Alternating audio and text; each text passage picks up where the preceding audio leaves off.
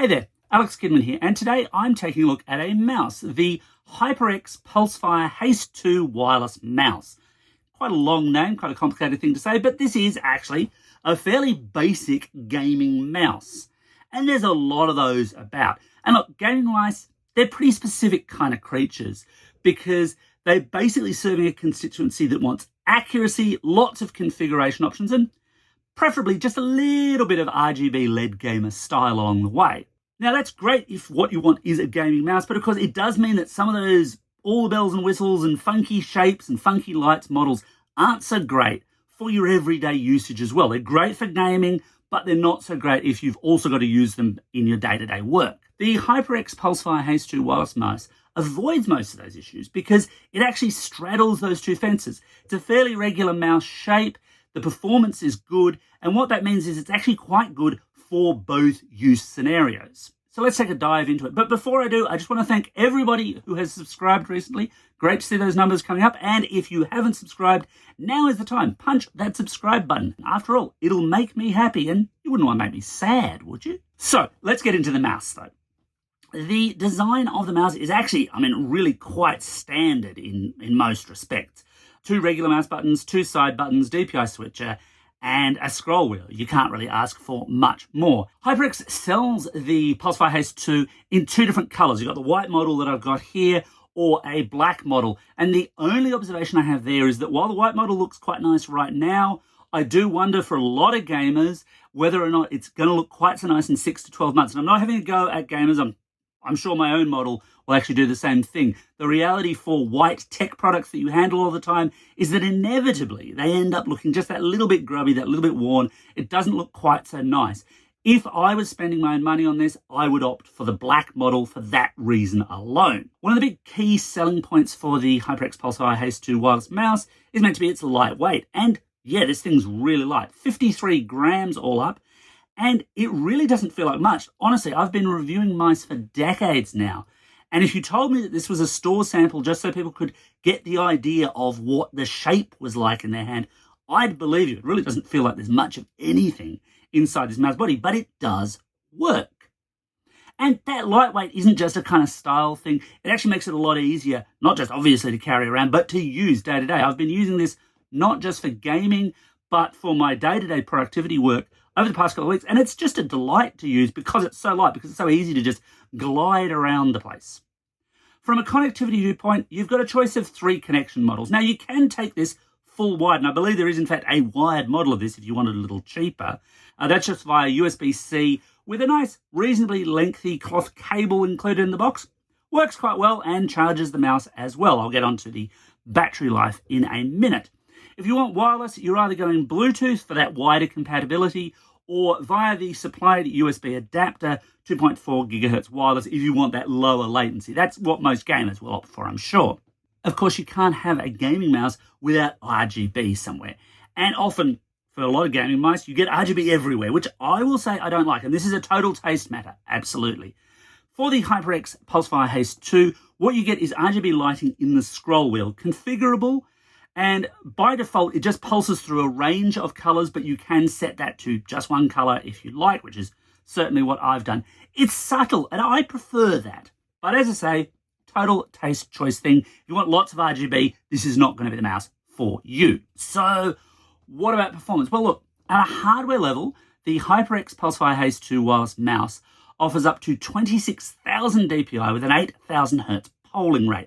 Very, very, very fast, in other words. And look, I'll say, for my purposes, for my gaming and my day-to-day use, 26,000 DPI is just insane. It's just a little bit too twitchy for the way I like to game. But I totally recognize, again, that tastes can vary. And of course, as with all gaming mice, you can switch that DPI setting up and down. And in fact, configure it to whatever level you like. If you never want to go near 26,000 DPI, you never have to. If you want to live your life that entire way all the time with this mouse, you absolutely can do that too.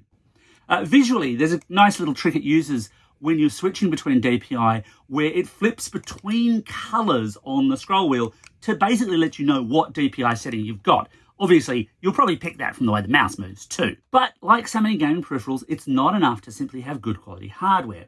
You also need configuration software too, and this comes in the form of HyperX's Ingenuity software. And look, I could rail against that name, and it's tempting, but I won't. And that's mainly because I want to rail against the fact that Ingenuity just really isn't very good software at all. This is something I think HyperX really needs to work on to make it a bit better and especially a bit more stable.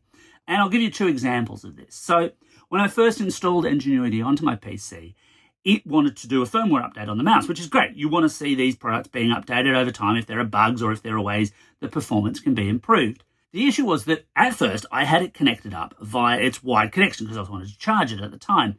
And it said, okay, this is fine. And it started to do the update. And then it said, oh, no, I need the wireless adapter to do the update. So I plugged in the wireless adapter and I did a little bit more of the firmware update. And they went, no, wait, I need it to be wired again. No, wait, I've stopped and I'm not going to work. And I tried again and I tried again. It took me a whole bunch of time, an hour or more, just to get a firmware update to take because it couldn't decide which kind of adapter it wanted. And maybe the firmware update was actually to fix that particular problem. I don't know. It did eventually work, but it was way more trouble than it should have been. And then, of course, you come to actual configuration. So where you want to change the DPI settings or the RGB settings or make the mouse your own, in other words. And again, I just hit this problem where every once in a while, it would just say, no, there's no mouse connected. Now, I was using the mouse at the time. Windows is perfectly happy to say, yeah, you can scroll around, you can do what you like with this mouse, but Ingenuity said, no, there's no mouse here. And the only way I could get that to work, if you do hit this problem, was to completely reboot my PC and run Ingenuity again. And then it went, oh yeah, there's a mouse here. Sure, cool, do what you like. HyperX, please fix this up. Just make the Ingenuity software better, however you can make that happen. One slight catch here. The HyperX Pulsefire Haste 2 wireless mouse will work with Macs, like it'll function with Macs, but there's no Ingenuity software there. So if you want to configure it, if you want to change things up, you're going to have to hook it up to a PC to do that. It'll then write that to the mouse and it will work and it will obey whatever commands you've given it for color or DPI or what have you, but you can't actually do that configuration Mac side if that's important to you. So HyperX rates the battery life of the HyperX Pulsefire Haste 2 wireless mouse been good for up to 100 hours of usage. Now, up to figures are, of course, innately rubbery. They can vary quite a bit. And look, I'll be honest, that figure does seem to pan out. Several weeks of my own usage have only dipped it to around 50% of its battery. It seems totally plausible to me that you could get that 100 hours in one hit if you were going to game for 100 hours. I'm going to suggest that your wrists and your body will not like you very much if you game for 100 hours straight, but this mouse should be able to manage it. Recharging is nice and easy. It's just USB-C at the front. Supplied cable works well, but other cables should be able to function, though they might not, of course, handle themselves as a full wired connection, depending on the cable you're using. So, should you buy the HyperX Pulsefire Haste 2 wireless mouse? Now look, this is not the most configurable mouse ever. This is not the most gamey mouse ever, but it's priced accordingly. Here in Australia, it'll run you around $140 retail. Obviously, international pricing can vary a bit, but that's quite a fair price for what you're getting here. And what I think you're getting here is a mouse that's actually good for gamers and casual gamers alike. I don't know that too many straight-up office workers are going to insist on one of these, and you can certainly get a perfectly functional office mouse for quite a bit less. But if you do want a mouse for, gaming on the weekends, as it were, this is a really good option. It's lovely and lightweight, feels good in the hand, runs well, is nicely configurable, as long as you can get that configuration software running. That's probably my biggest problem with this mouse. It's not the hardware, but the software definitely needs improving. Anyway, that's my take on the HyperX Pulsefire Haste 2 wireless mouse. What do you think? What do you want to know? Let me know in the comments below, and as always, thanks for watching, and don't forget to hit like and subscribe.